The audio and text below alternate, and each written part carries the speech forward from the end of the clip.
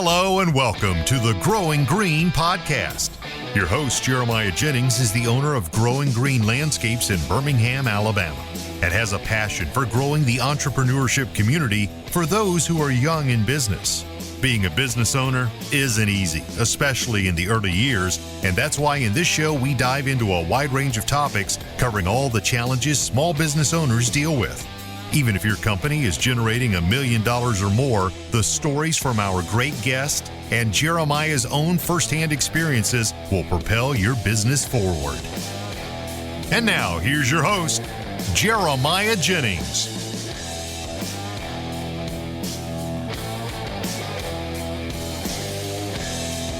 What's going on, everybody? Thank you so much for tuning in to episode today here on the Growing Green podcast. It's your host, Jeremiah Jennings, and I am super excited to come to you today with another fresh new episode for your Wednesday. Hope you guys are well, having a great start to your day. If you're listening in real time, happy early morning to you. Beautiful weather here in Alabama the last couple of weeks.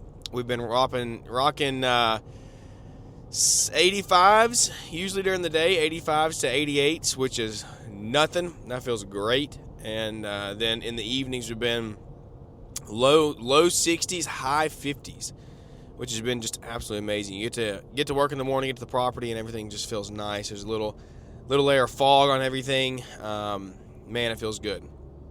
It's getting dry, though. It is getting dry. So September and October are our driest months here in Alabama by far.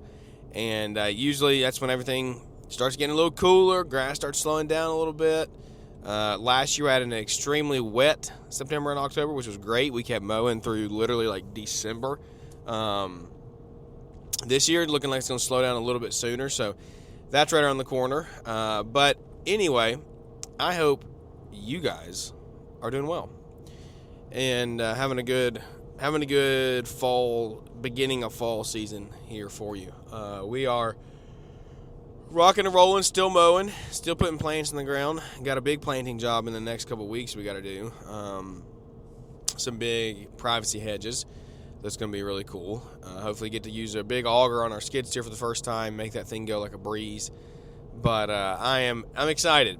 I'm fired up. This is a really fun time of year, and I'm excited to see where we go in the next 6 to 8, 10 months here, going into spring of next year, with better systems, better processes, better people, better everything, to have the best year we've ever had in 2026. But we're not waiting 2026 to start that. We're starting that now, right? And so that was one of the best things that I have heard is from my coach, Pat, old Patty boy there.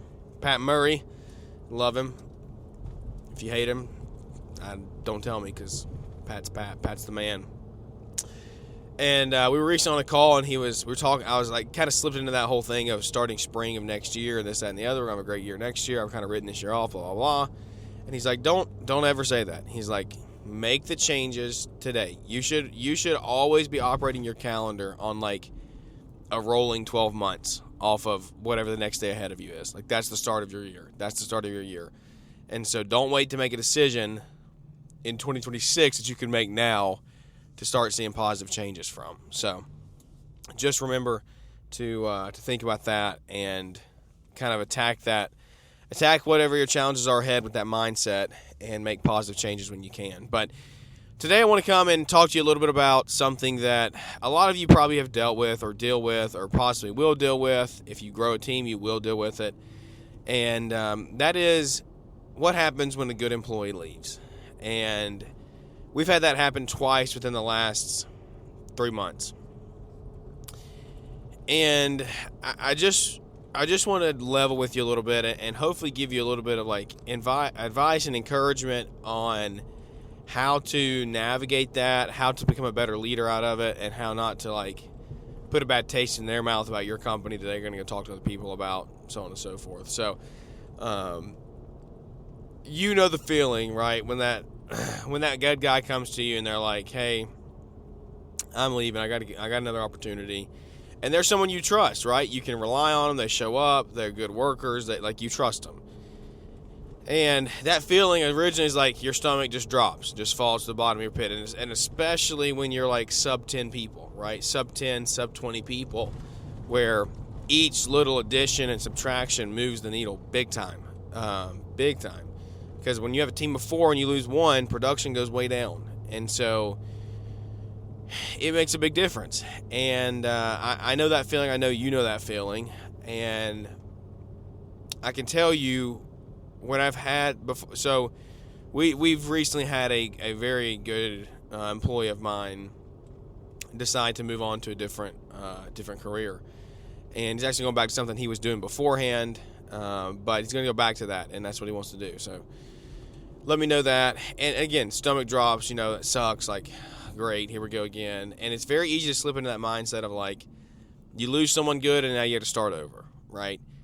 But the more that I've lost people and hired people and lost people and hired people, the more it actually makes me stronger as a leader and as a hirer, someone that's going to lead and hire new people. And you have to sit here and look at it in a couple different ways. The emotional part of it is very valid. It's very valid, and you don't need to just bottle it all up. It's normal to feel like sad, hurt, a little betrayed, right? Like disappointed. Those are all valid things, and it's okay to feel that way because you pour a lot of time and effort and money into them, to training, to investing, and then they just go and leave. And it's very easy to feel that way, right? But you have to quickly get those emotions in check and say, hey, do not take this personally, right? Like, it's not personal. Business is business. People grow. People change. They want to go do new, different things potentially. And so you have to respond. However you respond when this happens, right, that sets the tone for the rest of your team to see as well in this. If they leave and then you go bad-mouthing them and talking bad about them and this guy that, like, that sets the tone for the rest of your guys that are there, right? And potentially we'll just start them on their exit out immediately because they're like, I don't want to work for someone like this. And you have to realize that, take this with you today. Reacting emotionally creates the instability inside of your organization. But when you respond thoughtfully, you really think about how you're going to respond to something, that builds trust. That builds trust in your employees. And so you need to make sure that you go into the emotional side of it, like having your emotions in check, making sure you don't fly off the handle, you don't say something that doesn't need to be said, so on and so forth. And in this part of like dealing with emotions, you need to make sure that you can transition into like how you can help them exit well. And hopefully that comes with them letting you know face to face or at least over a phone call that they're leaving, right? And that they have to do something else. And hopefully that also starts with them giving you a 2-week notice. And they're not just going to leave you the next day. It makes this process a lot easier and a lot better. You need to make sure that you thank them, right? Like that they have been a part of your team. If you're going through this, if you've had these emotions, right, because you're losing a good team member, that means they've contributed well. They have brought things to the table that have moved the needle forward for you. And so you need to make sure that even though you're frustrated, right, you can be frustrated, you can be hurt, you need to thank them. You need to tell them thank you, and you need to celebrate them in front of your other team. You need to let them know, like, that you still care about them and you are going to support them and you hope they win and that you have no ill will against them, right? Because that doesn't get you anywhere. Having ill will against someone like that, just because they decided to make a different career change, like, doesn't benefit you at all. It actually does the opposite. It sends you backwards because the way that the guys are going to look at you, not near as strong as what they would have in the leadership role when you handle it well with trust and thoughtfulness and just like caring about your people. And this is a personal one that you have to decide on your own. You have to decide how do you attack the whole working in the future, right? You can decide that for yourself. Do you want to leave the door open? Do you even want to have that conversation? Do you want to say, hey, there's a spot for you if you want to come back, right? Like, because there is a side to this that's like, hey, I've casted my vision for you. I have like invested my time and money and effort into you, yet you still choose to leave, which means you may not be a part of my vision and you're not really believing in where we're going, which means maybe you don't want them on your team in the future. That doesn't mean you have to talk bad about them, right? You can still thank them. They still did a lot of good along the way, But it may mean that they don't come back. They don't come back to your organization because they weren't bought into what you wanted to do, or they would have stuck it out. But this goes back to this whole process goes back to the beginning of emotions. However you handle the situation is going to tell the rest of your team what they need to know about you. That's all they need to know. You have a new hire come in. This happens. They see that, and they see what it's like to work for you in a negative way if you can't handle yourself right. They're just going to be like, yeah, no, I'm out. Not for me. Right? So it is on you to make those decisions in a positive, thoughtful way so that you can still be a good example for your other team members that are still online. And so once they exit, right? This is a whole process. Once they exit, you have to look and say, okay, how do I take this? This is a big loss, right? And how do I turn it into leadership, right? How do I win from a leadership role with this? And what you need to do is you need to sit there and say, ask the question, why did they leave, right? Before you do anything, ask the question, why did they leave? And try to get them to give you an answer. And not just oh, they're paying me money. That's not the answer. That's a superficial answer. Find something else. There's a deeper rooted issue there that's got to be found out.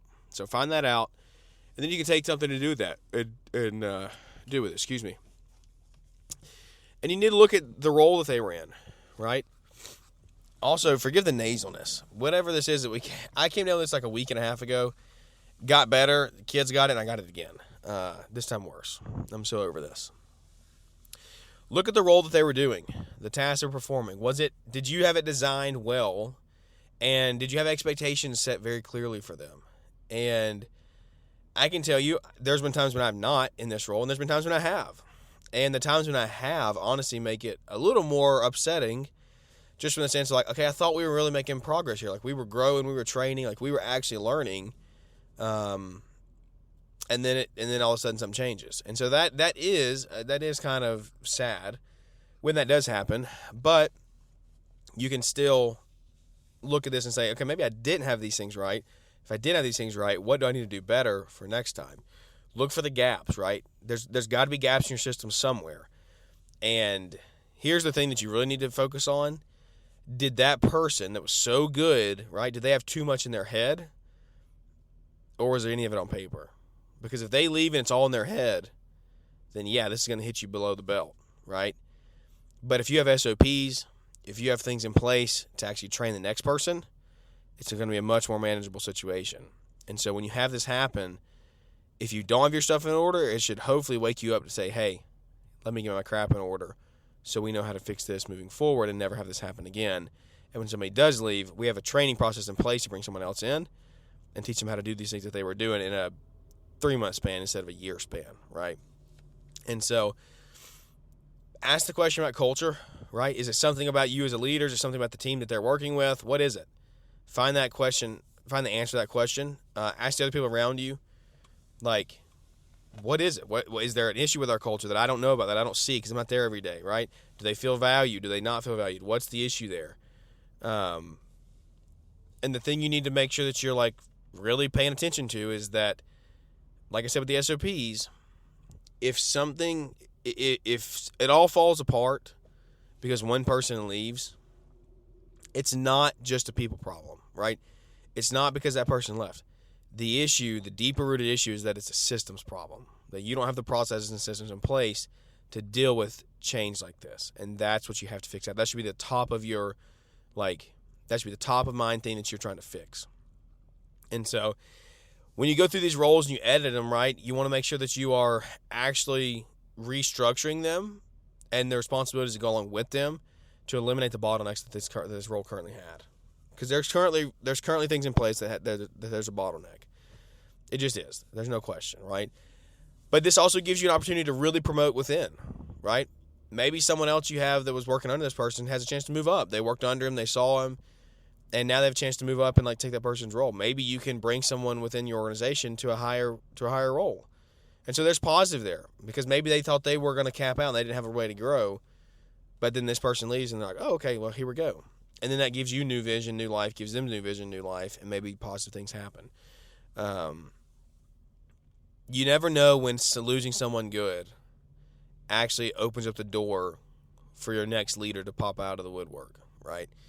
Your next leader could be hiding in the shadows. They just need to be exposed. And maybe this person leaving is what does that.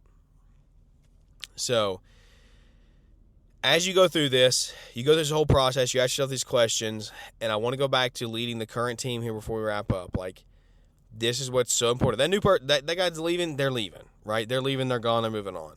So you want to salvage that relationship, salvage it. You care about them, yes, handle professionally, all those things. Your team that are still there, that's what's important to you, right? You need to be transparent. You need to let them know that the person's leaving. Don't hide it, right? But you need to help show them what the reasons were, how you're going to fix some of the reasons that were there that are fixable, and make sure you're still casting the vision for their futures, right? How can we create stability, direction, and just vision for them to grow so they don't feel like they have to go somewhere else to actually grow in their career?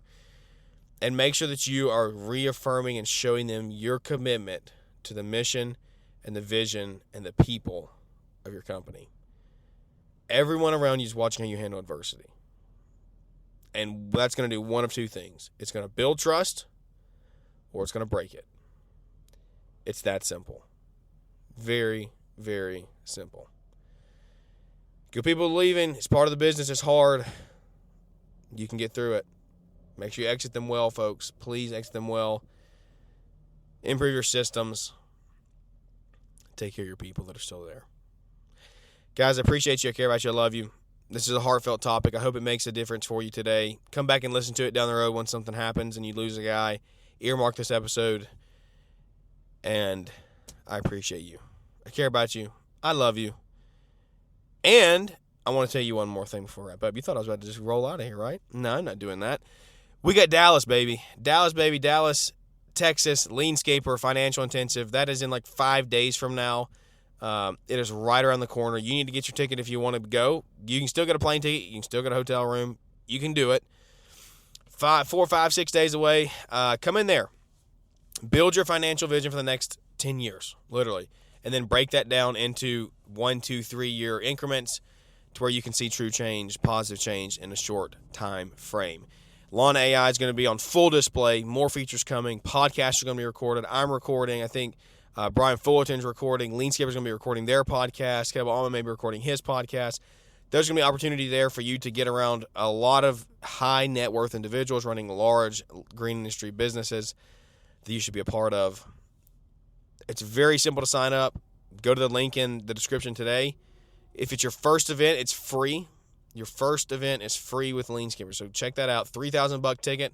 Boom, free. Right off the rip. Go check it out. See what it's about. Make the trip. You can be there. I'm out in 2 days. I'm there and back in 2 days. I'm out Monday morning. I'm back Tuesday night, right? One night away from the family, 2 full days away from the business. I'm back the rest of the week. Like, you can make it work. If I can make it work, you can make it work. We're growing a business. I'm doing other ventures. I'm growing a family. If I can do it, you can do it. There's no excuse.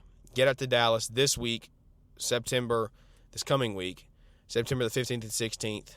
We'll see you there. Sign up the link in the show notes today to claim your free ticket for your first event, guys. But thank you so much. That is the last thing I'm going to leave you with. I appreciate you. I love you. I care about you. Without any further ado, let's wrap this one up. We look forward to catching up with everybody here on the next one. Thanks for tuning in to the Growing Green podcast. It is an honor to have you listening, and we hope you receive valuable advice to help take your business to the next level. Don't forget to follow the podcast so you'll be notified when our next episode drops.